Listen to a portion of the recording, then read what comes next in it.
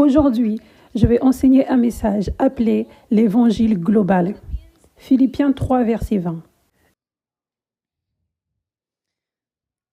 Mais notre cité à nous est dans les cieux, d'où nous attendons aussi comme sauveur le Seigneur Jésus-Christ.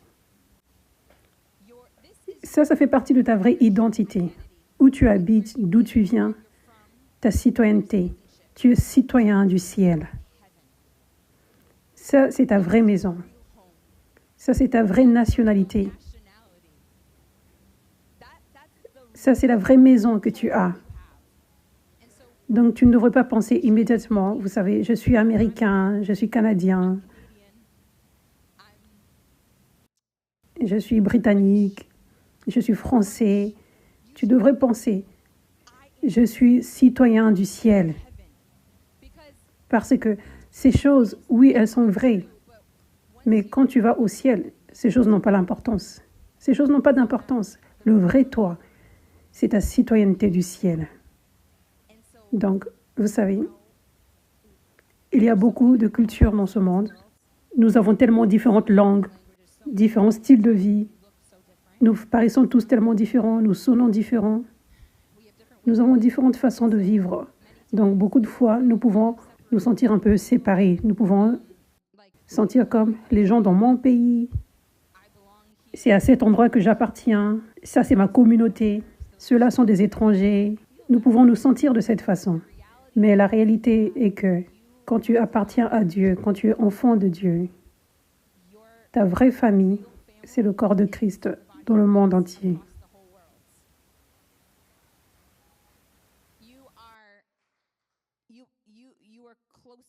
Tu es plus proche dans la relation avec eux que tes voisins physiques. Sur cette terre, dans ton pays, dans ta ville, ça c'est la réalité. Ça c'est puissant. Donc cela signifie qu'avec toutes les nations différentes qui sont ici, nous sommes aussi proches dans l'esprit que nos familles de sang. Même des fois, nous sommes plus proches, juste autant proches. Alléluia. Gloire à Dieu.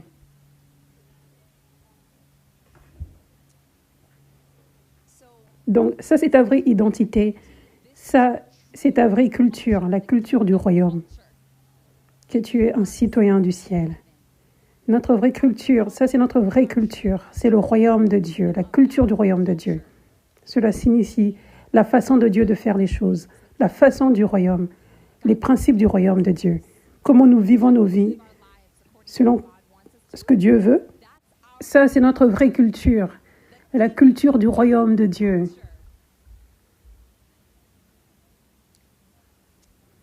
Maintenant, beaucoup d'aspects de la culture, des différentes cultures dans la société. Ces aspects viennent de la créativité humaine. Dans chaque pays, et même à l'intérieur du pays, il y a différentes cultures, n'est-ce pas? Différentes façons de faire les choses, différentes façons de vivre, différentes façons de s'habiller, juste différentes façons de vivre, de s'exprimer. Ça, c'est la culture. Mais beaucoup de ces choses viennent de la créativité humaine. Nous sommes créés à l'image de Dieu. Et il nous a donné un cerveau. Et nous créons des choses, comme le Créateur, n'est-ce pas? Mais ce qui est important à comprendre, c'est que la culture dont tu fais partie vient de la créativité des hommes et des femmes. Ça ne vient pas directement de Dieu, dans la plupart des cas, quand nous parlons de la culture. Il y a du bon et du mauvais, juste comme dans n'importe quelle créativité. Il peut y avoir de la bonne créativité et de la mauvaise créativité. De la bonne créativité pour écrire des chansons qui glorifient Dieu, qui apportent de la lumière par exemple, des films inspirants qui glorifient Dieu, ou de la mauvaise créativité qui glorifie le diable, qui apporte de l'obscurité dans la musique, dans les films, n'est-ce pas? Donc, ce qui est important à comprendre, c'est que différents types de cultures, de différents pays, toutes les cultures que nous avons, Ces cultures ne sont pas mauvaises. Elles ne sont juste pas suprêmes. Elles peuvent être bonnes, elles peuvent être belles. Parce que nous sommes créés à l'image de Dieu. Et certaines créativités sont belles, bonnes. Mais ces créativités ne sont pas suprêmes. Cela signifie qu'il n'y a aucune culture sur cette terre qui est suprême.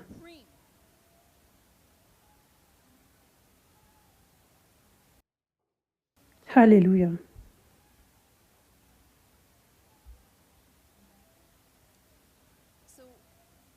Donc, je vais passer par quelques exemples par rapport à comment nous voyons différents types de cultures, différentes expressions, différents aspects de la culture.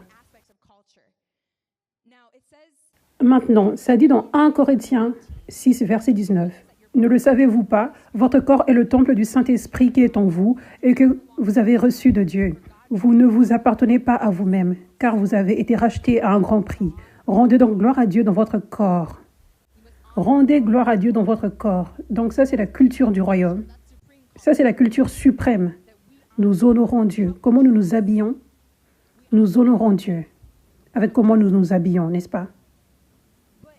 Mais quand tu regardes à différentes cultures, différents pays et différentes cultures dans un pays, dans l'Église, regardons dans l'Église maintenant, regardons dans l'Église différentes cultures.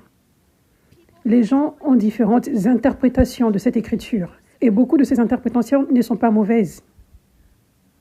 Cette écriture signifie honore Dieu avec ton corps, dans la façon dont tu t'habilles. Vous savez, que ce soit modeste, que ça n'apporte pas de la distraction et que ça représente Dieu de la bonne façon. Dieu est royal, donc tu devrais paraître royal. Je veux dire, pas que tu dois porter des choses chères qui ressemblent à de l'or, mais sois préparé. Ne sont pas mauvais, avec des trous, mais royal. Préparé, peu importe le coût, mais paraître présentable et propre, parce que tu veux bien représenter Dieu. Il est beau. Donc tu veux être beau de l'extérieur également, en termes de comment tu te présentes, comment tu t'habilles. Amen. Donc, il n'y a pas une seule façon de s'habiller qui est correcte devant les yeux de Dieu, pour l'honorer de la bonne façon. Il n'y a pas un certain type d'habillement pour les femmes et les hommes que je puisse vous dire maintenant. Ça va être différent. Donc, pour toutes ces différentes cultures dans l'Église, nous voyons des gens s'habiller différemment. En Amérique, dans les cultures occidentales et dans la culture américaine, dans l'Église, pour la majeure partie, parce qu'en Amérique, il y a plein d'autres cultures différentes, mais disons la majorité, dans les églises américaines, ça c'est comme ça que nous nous habillons. Ça c'est comme ça que les gens s'habillent pour la majeure partie. Les gens s'habillent de façon décontractée, mais présentable. Généralement, pas des choses réellement chères. Ça, ce n'est pas mauvais. Ça, ce n'est pas correct. Ça, c'est juste OK, c'est bien. Ça, c'est juste la culture américaine. D'autres cultures voient qu'honorer Dieu avec l'habillement, c'est la belle tenue du dimanche. La tenue la plus chère. Le costume, la robe, les cheveux bien faits. Ça, c'est comme ça qu'ils voient qu'ils honorent Dieu avec leur corps, dans leur habillement. Ce n'est pas que c'est mauvais ou bien, c'est juste correct. Pour eux, ça c'est la culture. Alléluia. Et ensuite, dans d'autres cultures différentes, certains pourraient voir les vêtements serrés, pas qui te serrent la peau réellement, mais comme des vêtements qui touchent un peu le corps, ne sont pas vus comme sexuels, sur les femmes par exemple. Dans les églises, ce n'est pas vu comme sexuel et c'est vu comme de l'honneur à Dieu. Et ça, ce n'est pas mauvais, ça c'est la culture. D'autres cultures pensent, tu ne peux même pas montrer ton genou. Et ça doit être complètement large, toute chose. Et ça, c'est l'honneur. Ces différentes cultures, amen. Bien évidemment, il peut y avoir des mauvaises choses qui se faufilent. Mais là, je parle juste pour la majeure partie. Toutes ces différentes cultures, dans la façon de s'habiller, dans différents pays, dans les pays. Ce n'est pas comme si c'est bien ou mauvais, c'est juste la culture. Il n'y a pas une façon de faire qui est bonne que l'autre. Il n'y a pas une façon de faire qui est plus correcte que l'autre. Alléluia. La culture du royaume, c'est juste honorer Dieu par rapport à comment le Saint-Esprit te conduit, avec ta créativité, parce que tu es créé à l'image de Dieu. Donc cela signifie, ça va paraître différent partout, dans le monde entier, parce que nous a tous créés différents. Alléluia. Et maintenant, nous allons regarder à la musique dans l'Église, dans différentes cultures, différents pays. Il y a différents types de musique de louange. Il y a de la musique de louange contemporaine. Il y a de la musique gospel. Il y a des hymnes. Mais il n'y a aucune musique qui est la meilleure musique de louange. Dieu ne dit pas « ça, c'est ce que je préfère ». Mais selon les statistiques, tu peux penser par erreur qu'un seul type de musique est la meilleure. C'est la culture du monde. Ce n'est pas la culture du royaume de Dieu. Les langages. Il y a différents types de langages. Tu peux penser par erreur que parce que l'anglais est la langue la plus parlée, que c'est la meilleure langue. Ce n'est pas la meilleure langue. Il n'y a aucune langue qui est la meilleure que toutes les autres langues. Nous parlons de la culture du royaume de Dieu ici. Nous parlons des affaires des citoyens du royaume de Dieu. Nous apprenons à être des citoyens du royaume aujourd'hui. Amen. Toutes les langues sont également belles aux yeux de Dieu. Point. Toutes les musiques, toutes les façons de s'habiller dans l'église, toutes ces choses sont belles. Galates 3, verset 26. Vous êtes tous fils de Dieu par la foi en Jésus-Christ. En effet, vous tous qui avez été baptisés en Christ, vous vous êtes revêtus de Christ.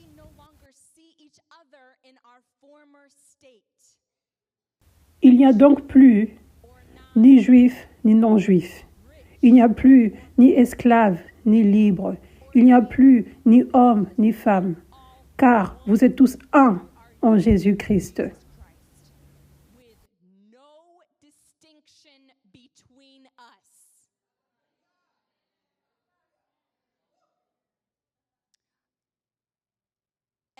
Et j'aimerais vous montrer ceci spécifiquement. Nous avions appris la semaine dernière qu'il n'y a ni homme ni femme. Mais regardez, il n'y a plus ni juif ni non-juif. Il n'y a plus américain ou australien. Il n'y a plus australien ou allemand. Il n'y a plus de cela. Il n'y a aucune distinction dans l'esprit. Nous sommes tous égaux. Nous sommes tous également beaux. Toute couleur de peau est également belle. Toute couleur de cheveux et toute texture de cheveux est également belle. Tout ton de la voix, haut ou bas, est également beau. Toute taille, grand ou petit, est également beau. Tout type de corps, fin ou large, est également beau.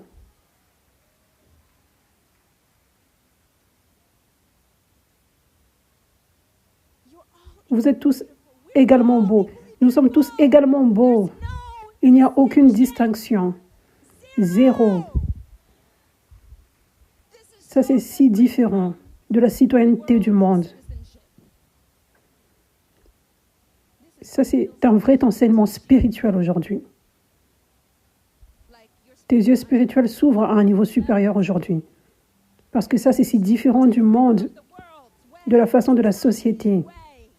La vérité est que le diable est venu avec une stratégie depuis si longtemps et il a déclaré des mensonges. Et il a déclaré des mensonges dans le monde entier, dans tous les pays, dans tous les systèmes mondains. Tu peux le voir au travers de la musique, au travers de la politique. Tout le monde, les leaders, les célébrités, il a déclaré ceci, qu'une certaine nationalité est la meilleure. est suprême. Une certaine couleur de peau est suprême. Un certain type de corps est suprême. Un certain type de cheveux, couleur de yeux est suprême. C'est vrai, le diable a déclaré ses mensonges et il les a déclarés énormément dans toutes les générations. Nous ne pouvons pas renier cette vérité, que ces mensonges sont énormes dans notre société. N'est-ce pas? Ça, c'est le monde. Ça, c'est ce à quoi ça ressemble quand on est citoyen dans un monde. C'est entendre ces mensonges et être influencé par ces mensonges. N'est-ce pas? Donc, qu'est-ce que ceci signifie en tant que citoyen des cieux? Ça signifie que nous avons réellement du travail à faire pour renouveler nos pensées dans ce domaine. Même si la société dit que mon type de cheveux n'est pas le meilleur, je sais que je suis également beau ou belle. Pour moi, même si la société dit que ma nationalité n'est pas la meilleure, je suis créée également beau ou belle. Pour moi, même si la société dit que ma couleur de peau n'est pas la meilleure, je suis également beau ou belle. Je le dis pour vous. Vous devez renouveler vos pensées. Je suis également beau ou belle. La vérité spirituelle est suprême sur la vérité de la société. Nous vivons dans ce monde, mais nous ne sommes pas de ce monde. Et alors que nous vivons comme des enfants de Dieu, dans le royaume de Dieu, ça c'est plus puissant que tout système de la société, toute structure et tout mensonge. Je veux dire, nous pouvons vaincre sur ces mensonges. Nous pouvons vaincre sur ces mensonges par la puissance de Dieu. La puissance de Dieu, c'est la plus grande puissance dans ce monde entier. Tu peux vaincre sur ces choses. Tu n'as pas besoin de vivre de cette façon, dans ces mensonges. Donc, pour toi-même, tu dois faire ce travail pour renouveler tes pensées, que tu es un citoyen du ciel. Cela signifie que tu es égal à toute autre personne dans ce monde, également beau, et tu peux avoir les mêmes opportunités que les autres pour que Dieu t'utilise, pour que Dieu fasse peu importe ce qu'il veut au travers de toi. Tu n'es pas limité. Je ne me préoccupe pas de ce que la société dit. Je ne me préoccupe pas des limites qui ont été mises sur toi. Ces limites sont parties par Christ. Alléluia. Et ensuite, deuxièmement, ce message, ce que je suis sur le point de dire, est réellement vrai, principalement pour les Américains et pour les Occidentaux. Nous avons réellement un travail sérieux à faire dans le monde spirituel en termes de renouveler nos pensées que les autres. Les autres sont également importants et beaux que nous. Les autres nationalités, les gens avec d'autres cultures, les gens avec d'autres langages, les gens avec d'autres couleurs de peau. Ils sont également importants et beaux que nous. Dieu les favorise et les aime autant que nous. Dieu veut les utiliser autant qu'il veut nous utiliser, nous, les Occidentaux.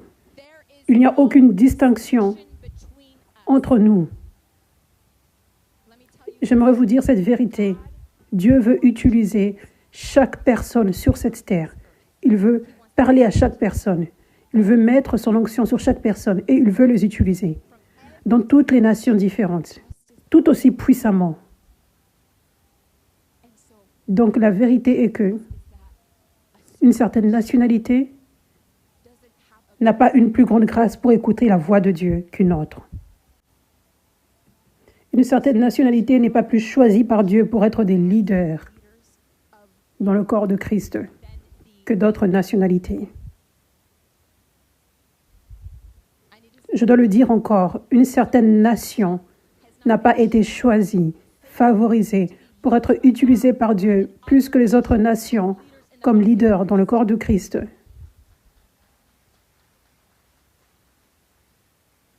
Parce que, je veux dire, numéro 1, tu dois renouveler tes pensées que tu dois voir toutes les personnes de la même façon. Tu dois voir toutes personnes de la même façon. Tu dois te voir comme non pas en dessous, mais égal. Mais numéro 2, tu dois comprendre que cette culture globale, la façon de faire dans la société, où on dit qu'une certaine nation est meilleure qu'une autre, une certaine culture est meilleure qu'une autre, cela s'est infiltré dans l'Église. Ça s'est infiltré dans le corps de Christ. Je veux dire, ce n'est pas une surprise. Ce n'est pas une surprise. Parce que nous vivons dans ce monde et beaucoup de chrétiens ne sont pas spirituels. Pour beaucoup d'entre eux, ce n'est pas de leur faute. Nous avions besoin du réveil, nous avions besoin des enseignements pour enseigner aux gens les systèmes du diable, les mensonges du diable et comment les rejeter et renouveler les pensées et être réellement spirituels. Donc, ce n'est pas comme si c'est la faute de beaucoup de personnes dans les églises occidentales, dans les églises américaines. Non, mais la vérité est que on les a enseigné les mauvaises choses pendant longtemps et cela va avoir un effet. Cela va avoir un effet. L'Amérique est vue comme la nation suprême. J'étais choquée quand j'avais commencé à voyager tellement. J'ai été dans tellement de pays pour servir et je ne pense pas que j'ai eu une fois besoin d'un visa. La faveur injuste que nous avons en tant qu'Américains. C'est fou. C'est incroyable. Je ne l'avais même pas réalisé. Dans toute l'Europe, dans l'Australie, la Nouvelle-Zélande, tu viens juste, tu montres juste ton passeport. Mais ça, c'est le cas uniquement pour les Américains et peut-être quelques autres pays occidentaux. Ça, c'est juste un exemple que je vous donne. Mais je veux dire, les films, la musique, généralement, tout ça vient de l'Amérique, n'est-ce pas? Parce que ce sont les Américains qui ont les plateformes. Ils touchent le monde. Les films, la musique, la culture pop, le monde est majoritairement influencé par l'Amérique. Et ensuite, dans les gouvernements. Ce qui influence primairement, c'est l'Amérique. OK. Donc, ça a été déclaré sur les Américains, qu'ils le réalisent ou non. Vous êtes les meilleurs. Vous êtes meilleurs que les autres.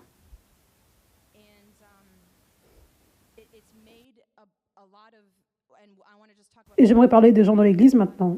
Cela a créé que beaucoup de chrétiens en Amérique soient arrogants à cause de l'ignorance.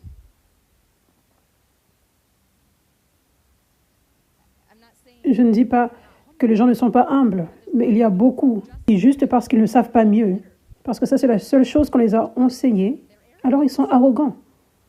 Arrogants à cause de l'ignorance. Parce qu'ils ne sont pas éduqués. Ça c'est le mensonge du diable. Tu n'es pas meilleur. Tu n'es pas une meilleure nation. Tu n'es pas une meilleure culture. Toutes les nations sont également belles. Quand nous pensons aux nations, nous devons penser aux gens dans la nation. Donc ça c'est pour cela que je dis toutes les nations sont également belles. Parce que ce sont tous des beaux enfants de Dieu. Et Dieu veut parler à chaque enfant de chaque nation de la même façon. Il n'a pas cette nation favorite à qui il donne beaucoup de révélations. Mais ça s'est tellement infiltré dans l'Église, juste à cause de la société, comment l'Amérique est, et comment les Américains ont les plateformes dans tous ces domaines. Devinez ce que cela signifie aussi. Ces plateformes sont aussi présentes dans l'Église, dans le corps de Christ. Probablement, les leaders dans le corps de Christ qui sont les plus connus dans le monde entier, viennent de l'Amérique. Probablement, je pense. Je n'ai pas compté, mais je suis probablement correcte, n'est-ce pas? Mais j'ai une nouvelle pour vous. Cela ne signifie pas qu'ils sont plus favorisés et plus spéciaux que les autres. Cela ne signifie pas qu'ils ont reçu les meilleures révélations. C'est la société. Donc Dieu veut toucher son peuple, donc il utilise les systèmes dans la société. Vous savez. Il se dit, OK, ça c'est comme ça que la société est, donc je veux élever les gens en Amérique. Oui, il fait cela. Il fait ceci maintenant. Mais c'est si important pour nous de réaliser que nous ne sommes pas les meilleurs chrétiens choisis, les meilleurs leaders choisis dans le corps de Christ. C'est juste que nous avons les plateformes. Juste parce que Dieu a donné à quelqu'un une plateforme, je veux dire juste parce que quelqu'un a une plateforme, juste parce que quelqu'un a une plateforme, cela ne signifie pas nécessairement que c'est Dieu qui a donné cette plateforme. Oui, c'est vrai. Donc,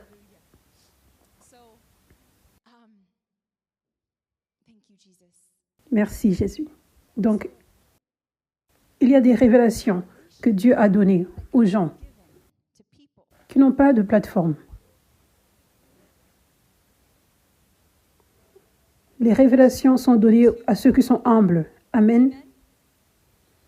Les disciples de Jésus, après avoir chassé les démons pour la première fois, ils étaient éblouis qu'ils pouvaient chasser les démons par la puissance de Dieu. Et Jésus avait dit ensuite au Père, « Je te remercie, Père, parce que tu as caché ces choses à ceux qui sont sages devant leurs propres yeux, orgueilleux, et tu as seulement choisi de les révéler à ceux qui deviennent comme des enfants.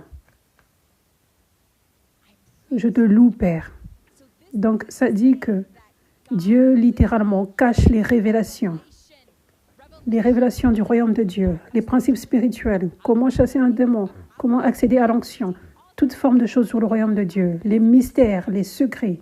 Il cache ces choses devant ceux qui sont orgueilleux et il les révèle simplement à ceux qui sont comme des enfants. Donc, ce qui se produit quand tu as de l'arrogance dans les leaders dans le corps de Christ, les gens avec des plateformes dans l'Église, les révélations ne seront pas révélées, n'est-ce pas? Et les gens peuvent être arrogants par ignorance. Par ignorance, parce qu'ils ont été tellement nourris par ces choses. Les gens peuvent être réellement de cette façon. Ils peuvent penser, parce que je suis élevé, je connais le mieux. Il n'y a rien de nouveau que je puisse apprendre. Je suis celui qui est censé enseigner. Les gens peuvent penser de cette façon. Et Dieu ne va jamais révéler les secrets, les mystères, les révélations à ces gens. Et Dieu va révéler ces choses aux humbles. Donc, il y a des révélations que Dieu a révélées aux humbles dans d'autres nations, qu'il n'a pas révélées à ceux qui sont arrogants et leaders. Je me rappelle, j'étais chrétienne toute ma vie. Et quand j'avais pour la première fois rencontré la puissance de Dieu, quand j'avais vu pour la première fois l'onction se manifester et les gens être guéris et délivrés, et j'avais entendu des enseignements à propos de l'onction et les 5 ministères et les prophètes qui existent aujourd'hui que Dieu utilise et les apôtres, mon esprit sautait. J'étais comme ça, c'est la vérité que j'ai toujours voulu. Ce sont les choses les plus vraies spirituellement que je n'ai jamais entendues. Mon esprit sautait parce que c'était la vérité. Ces enseignements comme la viande spirituelle étaient la vérité. Et ça venait de mon père spirituel qui habite en Tanzanie, à l'est de l'Afrique. Et je me rappelle, à ce moment-là, je pensais, waouh, comment je n'ai jamais entendu ceci de la part des prédicateurs américains? Je ne pouvais pas comprendre cela pendant un petit moment. Ensuite, Dieu avait ouvert mes yeux. Il avait renouvelé mes pensées avec cette vérité. Les Américains, vous savez, les leaders chrétiens ne sont pas suprêmes juste parce qu'ils sont américains. Et les leaders et les enseignants en Amérique doivent s'humilier et renouveler leurs pensées, vous savez. Ils ne sont pas juste dans cette position parce qu'ils sont si choisis par Dieu. Des fois, c'est juste la société. Tu es au bon endroit. Donc, tu dois t'humilier et ne pas penser que tu connais tout. Et tu dois être prêt à apprendre quelque chose de nouveau. Sois prêt à apprendre quelque chose de nouveau venant dans notre pays. La vérité est que cette mentalité culturelle où on pense que ce certain pays est suprême, cette certaine race est suprême, cette mentalité s'est infiltrée dans l'Église. Il y a du vrai racisme dans certaines personnes, oui, mais pour d'autres, ce n'est pas du racisme, mais ils sont si influencés. Ils ne veulent pas penser intentionnellement d'une certaine façon, mais ils ont juste été formatés d'une certaine façon par la société, qu'ils regardent aux gens différemment. Pas d'une façon raciste, pas d'une façon haineuse, mais parce qu'ils ont été formatés d'une certaine façon. Naturellement, ils regardent aux gens différemment. Ils regardent aux gens comme peut-être pas si intelligents ou quoi que ce soit. juste à cause d'une couleur de peau ou du pays d'où la personne provient. Je sais, j'ai beaucoup vu cela avec mon père spirituel. J'ai vu les mauvaises façons de penser. Et les gens ont été empêchés de recevoir ces révélations précieuses de la part de Dieu à cause de ces mauvais systèmes de pensée. Donc, ça c'est pour cela que je dis, nous devons être réellement intentionnels. Nous devons être réels avec nous-mêmes. Ça, c'est le monde dans lequel nous vivons. Ça, c'est comme ça que les choses sont. Que nous le voulions ou non, on nous a enseigné les mauvaises choses. Les mensonges du diable nous ont été tellement déclarés plusieurs fois dans la société. Et réellement, la culture du royaume, la façon de faire en tant que citoyen des cieux, n'a pas été si enseignée. Nous devons réellement faire un travail spirituel pour renouveler nos pensées à propos du fait que nous sommes tous égaux. Nous sommes tous égaux. Et Dieu veut utiliser chaque personne juste aussi puissamment, afin que nous ayons de cœur humble pour apprendre des gens qui paraissent différents de nous, afin que nous ayons de cœur humble pour apprendre des gens qui viennent d'autres pays, qui parlent d'autres langages, qui viennent d'une autre culture, parce que Dieu a caché les révélations et les secrets pour ceux qui sont humbles, pour qu'ils les trouvent là. Rappelez-vous, la Bible dit, Dieu cache ces choses. La Bible dit que Dieu utilise les choses folles et faibles pour confondre la sagesse de ce monde. Dieu relâche les révélations de son royaume, les secrets pour accéder à son onction, aux choses folles et faibles de ce monde. Ça, c'est une parole prophétique, une parole de Dieu dans Ésaïe, qui prend vie maintenant. Quand ça dit, c'est pourquoi je frapperai encore ce peuple par des prodiges et des miracles.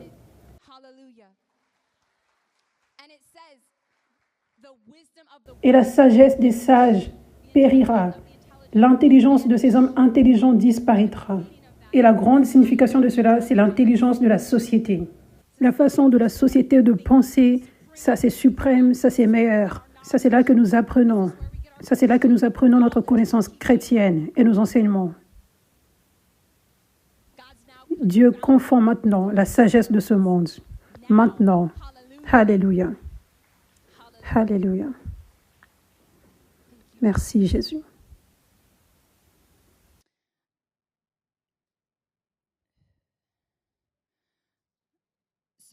Donc, j'aimerais enseigner maintenant.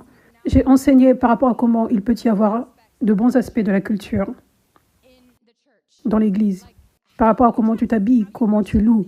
Ce sont de belles choses que différentes cultures ont. Amen. Donc maintenant, j'aimerais parler à propos du fait qu'il y a certains types de cultures qui apportent de mauvaises choses dans l'Église. Dans les églises américaines, c'est en général la culture d'avoir du confort et du divertissement et de la tiédeur et être embarrassé du Saint-Esprit, sans soif pour le Saint-Esprit et sans embrasser le Saint-Esprit. Donc, la culture commune dans les églises américaines en général, c'est la sécheresse spirituelle. Ça, c'est réellement mauvais. Mais ça, c'est la culture. Ça, c'est littéralement la culture américaine. C'est la culture américaine et dans les pays occidentaux qui s'est infiltrée dans l'Église. Nous voulons paraître beaux. Nous ne voulons pas que le Saint-Esprit déforme le corps ou quoi que ce soit. Et nous sommes confortables. Beaucoup ne sont pas dans la pauvreté. Donc, ils sont confortables avec la vie. Donc, ils n'ont pas soif. Et ils sont OK avec les divertissements et le charisme et les activités sociales dans l'Église. La culture américaine s'est infiltrée dans les églises américaines. Et ça, ce n'est pas correct. C'est réellement mauvais. La mauvaise partie de la culture américaine, la culture occidentale. Et maintenant, je vais vous donner un exemple d'une autre culture. Regardons aux églises africaines. Les églises africaines. Donc, les églises africaines en général, c'est l'opposé. Elles aiment le surnaturel. Elles aiment les prophéties, les miracles, les guérisons, les délivrances. Et il y a beaucoup de pauvreté là. Donc les gens sont désespérés. Donc ils n'ont aucun autre choix que de chercher Dieu. Chercher le surnaturel. Et beaucoup cherchent Dieu et d'autres cherchent la sorcellerie. Mais ils sont si désespérés qu'ils n'ont aucune autre option que le surnaturel. Et ça, c'est comme ça que nous devrions être. Nous n'avons aucune autre option que la puissance de Dieu. Ça, c'est tout ce que nous voulons. Alléluia. Donc, tu as certaines églises en Afrique, plusieurs églises, qui sont juste comme Dieu veut que les églises soient. Elles embrassent le Saint-Esprit, elles veulent la puissance de Dieu. Et la puissance de Dieu se manifeste là, énormément. Ça, c'est comme ça dans l'église de mon père spirituel en Tanzanie. Des milliers sont guéris et délivrés tous les dimanches, dans tous les services, et sauvés et touchés par la puissance de Dieu. Mais à chaque fois qu'il y a de la contrefaçon, il y a du réel. À chaque fois qu'il y a un réel, il y a de la contrefaçon. Donc, il y a aussi des gens en Afrique qui peuvent prendre un avantage sur les gens qui ont besoin du surnaturel, les gens qui désirent le surnaturel. Il y a des gens avec des mauvais cœurs qui peuvent commencer des ministères, qui sont des faux prophètes, qui accèdent à des puissances démoniaques et qui organisent des shows prophétiques, des shows avec des miracles, mais où Dieu n'est pas. Mais ils prient sur la soif des gens et sur leurs besoins et leur désespoir pour le surnaturel. Et ils viennent de la mauvaise façon surnaturelle. Donc ça, c'est un exemple de comment la culture peut influencer de la mauvaise façon. Également, dans une autre culture d'église. Dans d'autres cultures, beaucoup d'hispaniques et aussi dans les églises européennes. Attendez, avant que je passe à cela, j'aimerais mentionner, pour les églises américaines, les idoles sont les divertissements et toute chose qui n'est pas la puissance de Dieu. Vivre pour tes propres objectifs, vivre de façon tiède, ça c'est l'idole. Dans les églises africaines, la puissance c'est l'idole. Je ne dis pas dans toutes les églises, je dis dans certaines églises. Donc dans certaines églises, la puissance c'est l'idole. Et ensuite, dans beaucoup d'églises hispaniques et européennes par exemple, des objets physiques sur lesquels tu pries sont les idoles.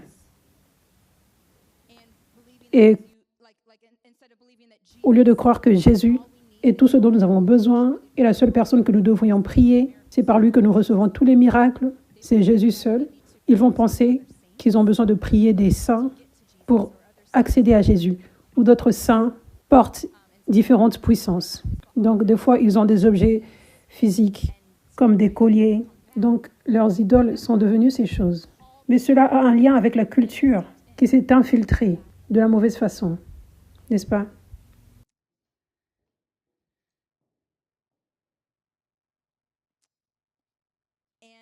Et maintenant, dans les églises américaines, j'aimerais partager ce qui est la vraie idole, la vraie grande idole dans les églises américaines. C'est la politique.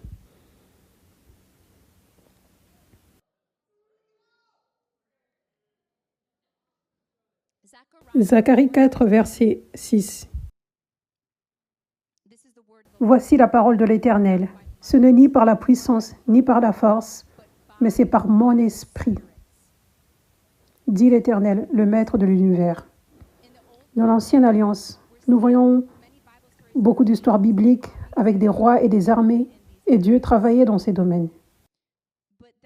Mais ensuite, dans la Nouvelle Alliance, Jésus vient d'une façon complètement différente. Il y a beaucoup de parties de l'Ancien Testament où nous trouvons les révélations de Dieu qui s'appliquent pour nous aujourd'hui. Mais il y a certaines choses dans l'Ancien Testament que nous sommes appelés à rejeter. Ça fait partie de l'Ancienne Alliance. Ce n'est plus la Nouvelle Alliance. Et l'une de ces choses, c'est cette façon d'agir par la force et par la puissance, et pas par l'esprit.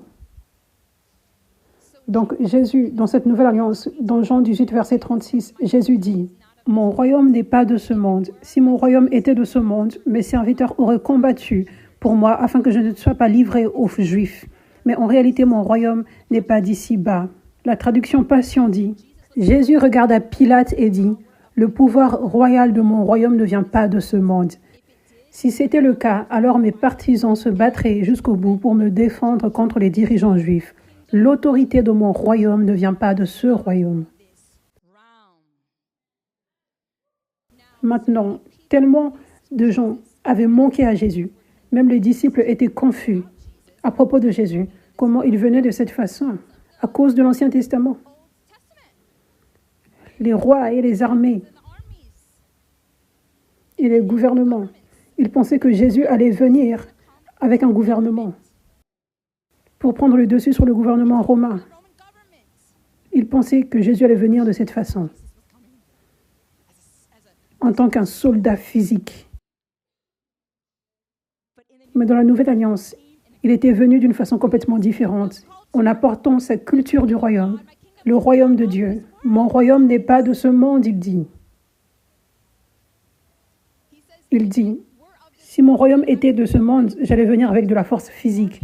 J'aurais eu une armée venant avec une force physique, et je me ferais le roi dans ce monde, le président, la personne en charge de ce pays. » Il n'était pas venu de cette façon. Vous voyez, la façon dans laquelle il était venu était en relâchant son royaume, en partageant aux gens à propos du royaume de Dieu, se présentant lui-même comme le Sauveur, venant avec amour, venant dans le monde spirituel pour détruire les chaînes et montrer aux gens son amour. Et ce qu'il voulait voir prendre place était que les gens décident de leur propre volonté de donner leur vie à Jésus pour le suivre,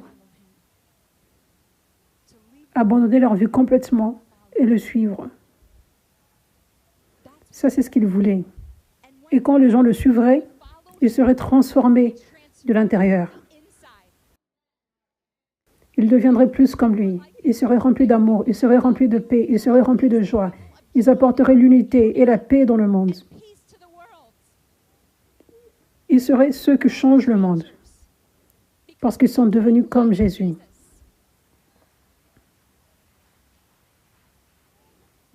Dieu est tout à propos de la volonté libre. Et ça, c'est ce que Jésus essayait de dire. Je ne veux pas forcer les gens. Je veux que les gens viennent par leur propre volonté vers moi. Et quand ils viendront par leur volonté, je leur transformerai. Et ensuite, le monde sera transformé au travers d'eux. Personne après personne, après personne, après personne. Mais voici la chose. Est-ce que vous savez que la force la plus puissante dans le monde entier, c'est l'onction? L'onction, la puissance de Dieu. L'onction, c'est la puissance de Dieu qu'il place dans un serviteur. Et il coule au travers du serviteur. Et il peut faire n'importe quelle chose. Il peut ressusciter les morts, il peut guérir tout type de maladie, il peut chasser tout type de démons et de princes de démons. Cette onction est réellement la force la plus puissante dans l'univers. C'est plus puissant que toute bombe nucléaire, que toute arme physique qu'un gouvernement a. C'est plus puissant que toute puissance mondaine et autorité possédée par un président, possédée par un premier ministre, par un roi ou par une reine. L'onction est suprême. L'onction est plus puissante que toutes ces choses. Donc imagine si l'ensemble du corps de Christ était réellement des serviteurs de l'onction. Imagine ce à quoi ce monde ressemblerait. Ce monde serait radicalement transformé par l'amour et par la puissance de Dieu. Pas transformé par la force, pas transformé par le jugement, pas transformé par la politique, pas transformé par la loi, pas transformé par les officiers politiques, mais transformé par l'esprit, ni par force, ni par puissance, mais par l'esprit. Mais la raison de pourquoi la politique, les leaders politiques deviennent l'idole dans les églises américaines, c'est parce que les églises américaines n'ont pas eu la puissance de Dieu. Donc elles se sentent réellement sans puissance. C'est comme retourner à l'ancienne alliance. Ça devient comme si on est sans espoir. Il n'y a aucun changement, il n'y a aucun changement. Oui, il n'y a aucun changement en toi. Il n'y a aucune puissance en toi. Oui, tu es sans espoir, sans la puissance de Dieu en toi. Et dans les leaders dans ton église, oui, rien ne va changer. Évidemment qu'ils vont regarder à d'autres choses. Ils deviennent comme les gens au temps du roi Saul. Dieu, nous avons besoin d'un roi. Donne-nous un roi. Donc, sans la puissance de Dieu, il y a des chrétiens qui sont désespérés pour le changement dans le pays. Ils voient le pays qui devient de plus en plus obscur. Évidemment, le pays va devenir obscur. Évidemment que le monde sera plus obscur. Le monde va devenir plus obscur, mais la lumière de Jésus va briller beaucoup plus dans ce réveil de la fin des temps.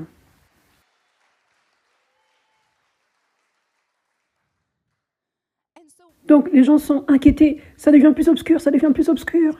Nous avons besoin de changement. Nous devons stopper ceci. Nous devons retourner en arrière. Comment nous étions avant. Je n'aime pas ce changement. Nous avons besoin d'un roi pour forcer le changement. Je n'aime pas ce qui se passe. Beaucoup de chrétiens dans l'église deviennent comme ça. Je n'aime pas ceci.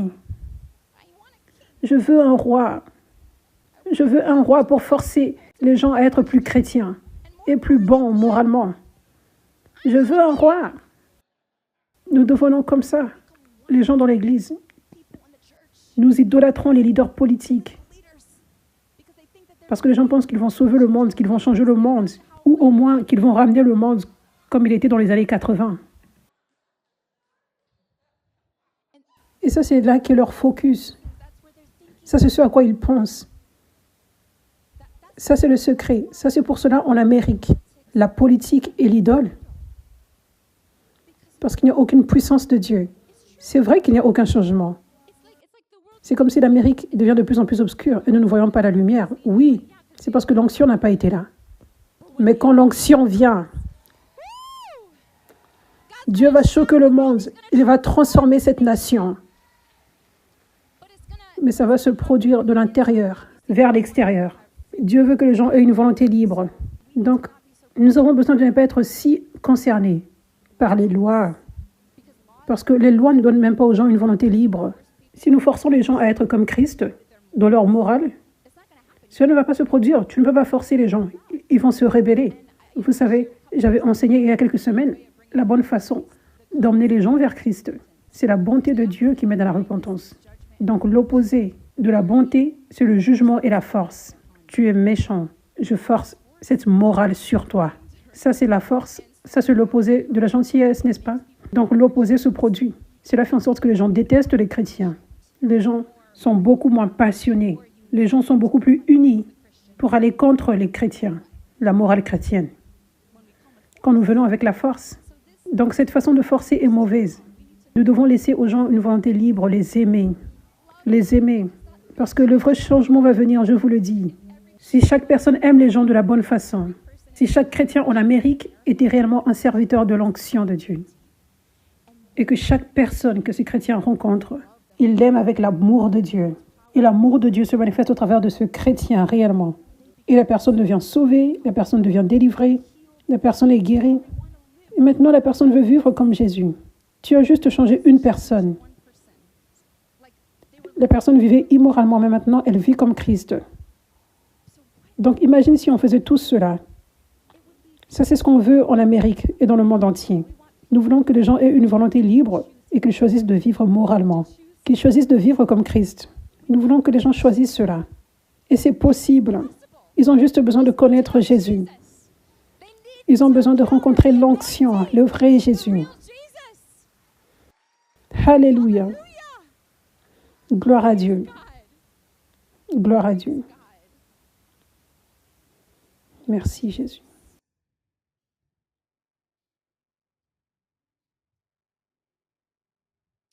Dieu peut utiliser les leaders politiques.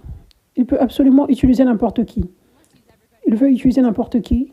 Il veut utiliser les leaders politiques. Mais ce que les gens ne réalisent pas, c'est qu'ils pensent que c'est là que le changement complet du monde va venir. C'est si nous trouvons ces leaders politiques qui sont comme Christ. Alors ils vont changer tout le pays. Dieu peut utiliser un leader politique. Peut-être aussi c'est un bon chrétien qui est leader politique. Mais le vrai changement vient au niveau du sol. Le changement va venir au travers de toi et de toi et de toi et de toi et de toi et de toi et de toi et de toi et de toi et de toi et de toi et de toi et de toi et de toi et de toi et de toi et de toi. Ça, ce sera beaucoup plus puissant. Ce sera beaucoup de vies qui seront changées qu'une personne qui a une plateforme. Amen. Alléluia. Alléluia. Merci Jésus. Et pas juste cela, mais le corps de Christ. Alors que nous ferons cela, le corps de Christ aura une nouvelle réputation de l'amour et de la puissance. Le corps de Christ aura cette nouvelle réputation. Quand nous commencerons à faire ce changement, ça va créer un effet positif. Parce que maintenant, l'Amérique, les gens qui ne sont pas chrétiens voient que l'Église est moche. Elle est remplie de jugement. Elle force les gens. Elle n'est pas belle et remplie d'amour et de puissance. Et elle n'est pas un endroit qui puisse aider les gens. Mais le changement commence. Nous avons commencé à changer la réputation. Les gens vont commencer à changer leur système de pensée sur ce qu'est l'Église. C'est un endroit d'amour, c'est un endroit d'acceptation, c'est un endroit qui peut m'aider. Je viens à l'Église et je suis délivré. Je suis guéri. Ça, c'est ce que Dieu veut faire pour changer le monde, changer la réputation de l'Église, afin qu'elle soit plus attirante, afin que tout le monde veuille venir pour rencontrer Jésus. Amen. Donc, il est temps, les églises américaines doivent stopper de magnifier la politique et les candidats politiques plus que de magnifier Jésus, plus que de magnifier le travail de Dieu, le travail de Dieu. Il est temps que ça stoppe. Il est temps que cette idole stoppe. Amen.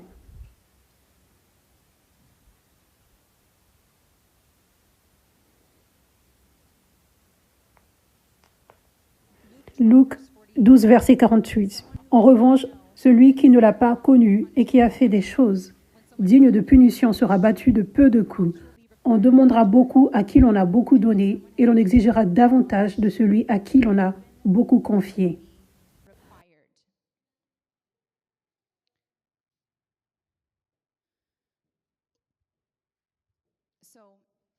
Donc, nous, en Amérique,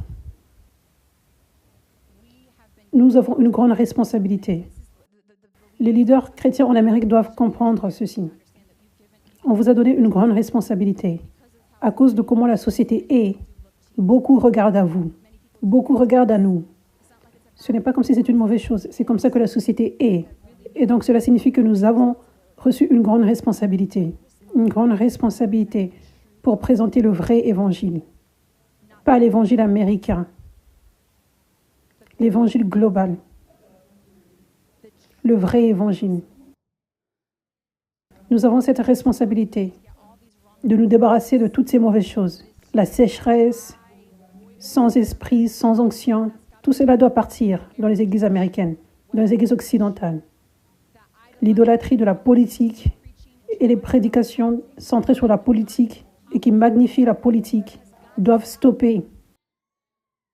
Ce n'est pas prêcher l'évangile précis dans le monde. Le monde regarde. Nous avons cette grande responsabilité. Dieu a apporté le réveil dans notre nation. Mon père spirituel, le prophète Dr. Jean David, m'avait prophétisé il y a 7 ans, ce mois-ci.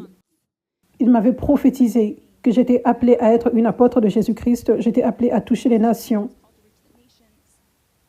Et dans cette même année, il avait prophétisé dans notre église, qui était petite à l'époque. Il était venu depuis en Tanzanie, à Los Angeles, pour cette raison seulement. Il avait dit, Dieu m'a envoyé pour prophétiser ceci, que Dieu a entendu les prières de l'Amérique pour le réveil, et il y répond, le réveil c'est maintenant pour l'Amérique. Et Dieu déverse des apôtres et des prophètes qui vont propager ce réveil, qui vont compléter les 5 ministères et compléter les parties qui manquent, afin que nous puissions voir la complète gloire de Dieu, l'onction complète. Et rien, il avait dit, je répète, rien ne peut stopper ce réveil. Alléluia. Et il avait dit, ça va commencer à Los Angeles, ça va se propager dans toute la nation et ça va aller dans le monde entier. Et cela s'est réellement réalisé. Comme nous voyons, je ne sais pas combien de nations qui sont venus à Los Angeles, le puits, pour rencontrer Dieu ici. Alléluia. Donc, nous avons une grande responsabilité. Cette Église et toute personne qui fait partie de ce réveil en Amérique et tout leader chrétien, nous avons une responsabilité sérieuse de porter le vrai évangile, de prêcher le vrai évangile, pas l'évangile américain, et de voir chaque personne comme égale, de ne pas avoir de l'orgueil, mais avoir de l'humilité. Aimer nos voisins comme nous-mêmes, dans chaque coin et partie du monde.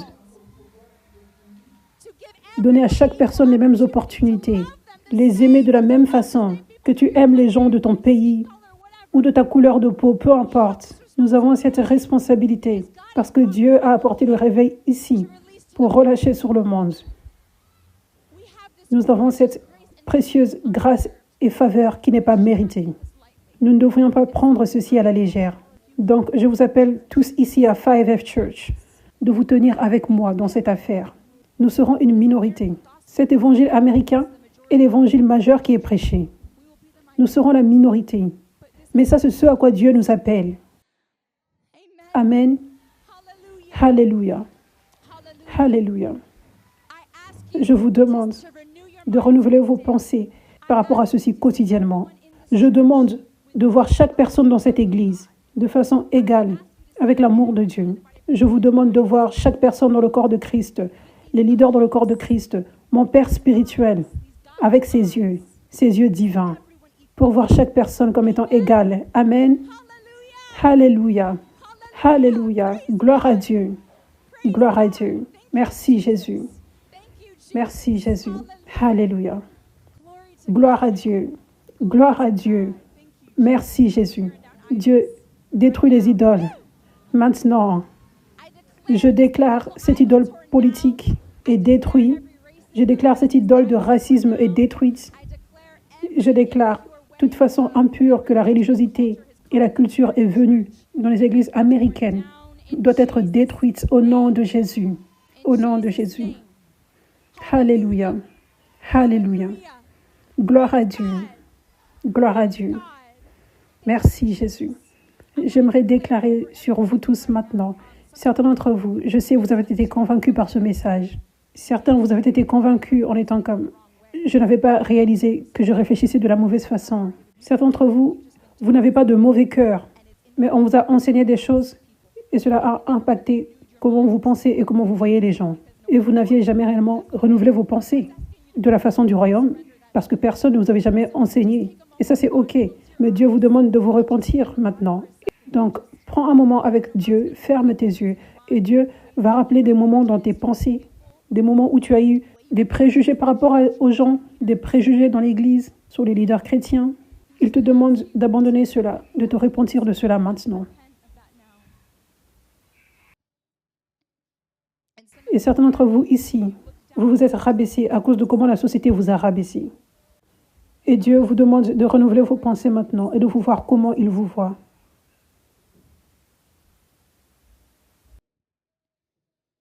Merci Jésus.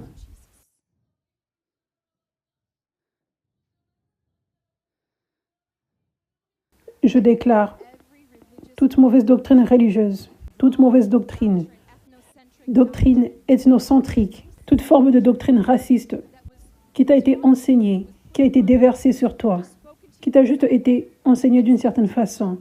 Je déclare que cela soit retiré de toi maintenant au nom de Jésus. Toutes les mauvaises façons de penser hors de toi maintenant au nom de Jésus. Merci Jésus. Merci Jésus. Et je déclare toutes les façons que les gens t'ont mal regardé, les gens t'ont traité avec du préjugé, les gens ont mal parlé sur toi à cause de ta culture, à cause de ta couleur de peau, à cause de ce à quoi tu ressembles, à cause d'où tu viens. Je déclare que toute douleur qui est venue de cela, qui est venue de cet abus, de cette maltraitance, doit quitter au nom de Jésus. Toute façon que le diable a utilisée pour venir, pour déclarer ce mensonge de la société en toi, pour t'empêcher d'être utilisé puissamment par Dieu, pour essayer de te limiter. Je retire cette limite de toi maintenant. Je retire la façon dont le diable t'a maintenu en arrière maintenant, au nom de Jésus. Que tu sois élevé maintenant. Que tu sois élevé maintenant pour te voir comme Dieu te voit. Que rien ne t'empêche d'être utilisé puissamment par Dieu. Merci Jésus. Merci Jésus. Alléluia. Alléluia. Merci Seigneur. J'aimerais que tu regardes à toute la beauté dans cet endroit. Juste regarde autour. Regarde autour. Regarde tout autour. Je regarde à tous ces visages beaux. Il y a de belles couleurs de peau différentes. Il y a différentes couleurs de cheveux et types de cheveux, et couleurs de yeux, et taille, et forme de corps. Il y a différentes nationalités ici. Il y a différentes langues parlées ici. C'est si beau. Amen. C'est si beau. C'est si rare. Même dans une ville comme Los Angeles, où il y a beaucoup de culture, c'est rare dans une église. Et je remercie Dieu. Je remercie Dieu. Parce que cet évangile américain n'a jamais été ici. Ça a toujours été sa culture du royaume ici. Je remercie Dieu, car cela a été la fondation de cette église. Et ça, c'est ce qui a attiré vous tous ici. Alléluia. Gloire à Dieu.